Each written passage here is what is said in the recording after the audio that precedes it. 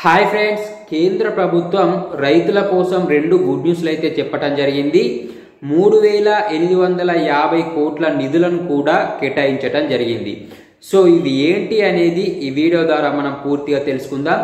వీడియోను ఎవరు కూడా స్కిప్ చేయకుండా ఎండ్ వరకు అయితే చూడండి. అదే విధంగా వీడియో చూస్తున్న ప్రతి ఒక్కరు కూడా జస్ట్ ఒక లైక్ చేసి సపోర్ట్ చేయండి. సో ఫ్రెండ్స్, మనకు కేంద్ర ప్రభుత్వం ఏదైనా ప్రకృతి వైపరీత్యాల వల్ల పంటలు గిట్ల నష్టం జరిగినట్లయితే వాటి కోసం అని చెప్పేసి కేంద్ర ప్రభుత్వం పిఎం ఫసల్ బీమా యోజన పథకాన్ని అయితే తీసుకొని రావటం జరిగింది.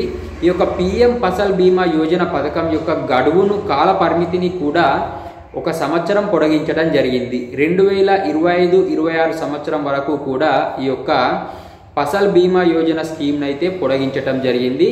అదేవిధంగా రైతులకు డిఏపి అనేది చాలా ధరలైతే పెరగటం జరుగుతుంది. ప్రతిసారి చూసుకున్నట్లయితే ఆ ధరల భారం అనేది రైతుల మీద పడకుండా ఉండే విధంగా వాటి మీద సబ్సిడీని వన్ టైం సెటిల్మెంట్ కింద 3850 కోట్ల నిధులను కూడా వన్ టైం సెటిల్మెంట్ కింద ప్రభుత్వం అయితే ఆమోదం అయితే తెలపటం జరిగిందన్నమాట.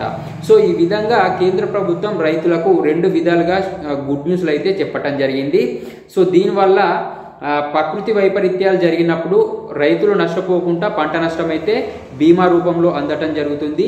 డిఏపి మీద రైతులకు అధిక భారం పడకుండా వాటి మీద సబ్సిడీ పొందటాని కోసం అని చెప్పేసి దానికోసం కూడా నిధులైతే ప్రభుత్వం కేటాయించడం జరిగింది. సో ఫ్రెండ్స్, ఈ వీడియో మీకు పూర్తిగా అర్థమైందని నేను ఎక్స్పెక్ట్ చేస్తున్నాను. ఈ వీడియో కనుక మీకు నచ్చినట్లయితే డెఫినెట్గా ఒక లైక్ చేయండి.